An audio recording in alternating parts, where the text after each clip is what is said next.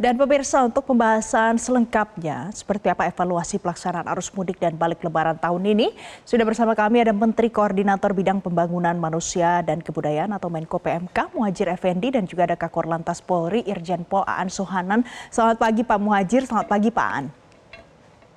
Pagi, Pagi Bapak-Bapak. Saya mau ke Kakor Lantas terlebih dahulu. Pak Aan ini dari semua yang sudah kita lihat bersama-sama ada arus mudik dan arus balik. Bagaimana evaluasi secara keseluruhan untuk pelaksanaan arus balik kemarin Pak? syukur alhamdulillah kami sudah mengevaluasi ya, untuk operasi ketupat sendiri berakhir tadi malam 24.00 atau jam 00. Secara umum pelaksanaan arus mudik dan arus balik 2024 ini alhamdulillah cukup lancar, kendali, walaupun masih ada beberapa mungkin perlambatan, kemacetan, dan ada kejadian kecelakaan. Namun secara umum bisa saya sampaikan untuk kecelakaan sendiri secara nasional ini mengalami penurunan ya sekitar 18%.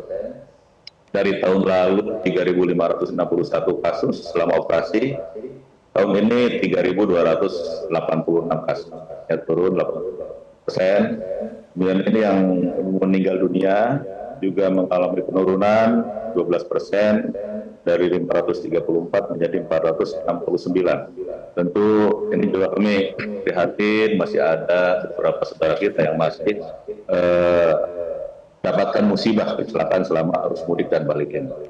Kemudian disampaikan juga untuk pelaksanaan rekayasa lalu lintas yang sudah kita persiapkan. Ini ada beberapa kali kita lakukan one way ya, di jalan tol sendiri ada 4 kali kita lakukan. Kemudian di jalur wisata puncaknya ada 9 kali. Kemudian jalur arteri Jabar ini Gentong, Malambong sampai dengan Pasar Lui ini ada 197 kali kita melakukan one way sepenggal. Artinya kita atur sehingga mungkin kemarin ada beberapa pelambatan di jalur Gentong ini karena kita melakukan pengaturan 197 kali saat mudik maupun balik. Kemudian pada jalur arteri di Sumbar juga kita lakukan 8 kali one way, ini yang mengarah ke Bukit Tinggi ya. Kemudian untuk di Kolonengan juga kita beberapa kali melakukan pengalihan arus untuk selama mudik dan balik ini. Baik. Kemudian ya sebenarnya saya sampaikan dulu untuk pembatasan sumbu 3 ke atas. Kalau lihat dari data kami, tingkat kepatuhannya memang ada kenaikan ya. Dari 2023 ini 92% yang taat mengikuti regulasi yang ada. Tahun 2024 ini 93,2% tingkat ketaatan sumbu 3 ke atas. Walaupun masih banyak yang kita tindak, 7.508 kasus selama arus mudik dan balik tahun 2024 ini. Kemudian penerapan KG ganjil genap ini kalau kita bandingkan dengan arus mudik ada perbaikan. Pada saat arus mudik itu kita tindak 8.725 kasus pelanggaran KG. Pada saat arus balik ini turun menjadi 8.258 kasus terhadap pelanggaran KG itu. Jadi secara umum Mbak Valencia untuk pelaksanaan arus mudik dan balik ini cukup aman, lancar, terkendali. Ini semua berkat kolaborasi dengan seluruh stakeholder yang ada, termasuk media yang terus mensosialisasikan apa-apa rencana yang akan kita lakukan dan mengupdate terus arus lalu lintas. Ini saya sampaikan terima kasih kepada media dan seluruh masyarakat Indonesia. Baik, jadi menurut Pak Aan, Kakor Lantas Polri, arus balik kali ini aman, lancar, terkendali kalau secara keseluruhan. Pak Muhadjir, kalau kita lihat Pak Muhadjir, sejauh ini masih ada yang belum kembali lagi ke daerah Jabodetabek. Apakah mungkin ini jadi efek dari WFH yang diterapkan, Pak Muhadjir, di arus balik kali ini? Efeknya pasti ada ya, cuman kita tidak tahu seberapa.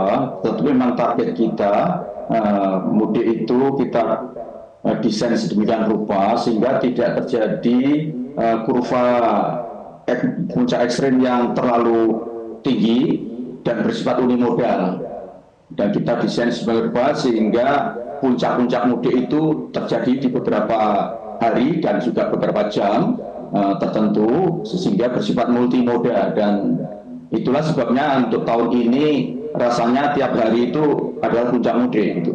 Kenapa? Karena memang kita desain tadi itu supaya tidak terjadi puncak mudik yang terlalu ekstrim yang itu sangat-sangat berisiko dan sangat merepotkan dari pihak pengelola, terutama Pak Kakor Lantas dan seluruh jajarannya. Sehingga alhamdulillah dengan berbagai macam intervensi kebijakan, mulai awal ketika kita mengatur cuti bersama dengan 3 menteri melalui SKB 3 menteri, kemudian kita menata tentang masalah kesediaan bahan pangan dengan Menteri Perdagangan dan Bappenas dan beberapa kementerian yang lain untuk memastikan bahwa stok pangan, kemudian distribusi dan harga bisa terkendali, termasuk kemudian kita harus bicara tentang persediaan energi BBM dengan PT Pertamina mulai dari stok, distribusi dan juga stabilitas harga sama lah.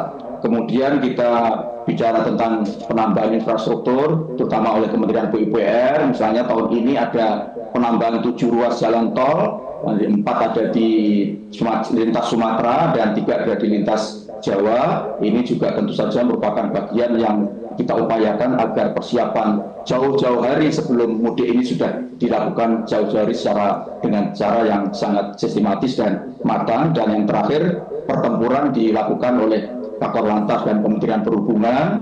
Kemudian bantuan tempurnya itu kalau istilah perang itu ada Kementerian Kesehatan, ada PT Pertamina, ada pemerintah daerah terutama yang menyediakan fasilitas-fasilitas tambahan untuk para pemudik. Itu semua kita koordinasikan secara terpadu sehingga kita harapkan hasilnya betul-betul maksimal seperti yang tadi sudah ada evaluasi dari Pak Kakor Lantas.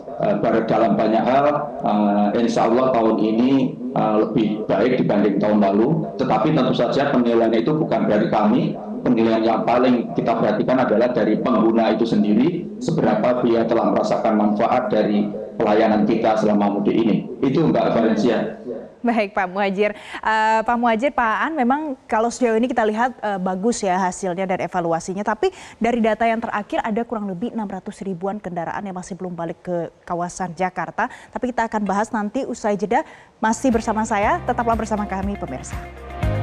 Jelajahi cara baru mendapatkan informasi. Download Metro TV Extend sekarang.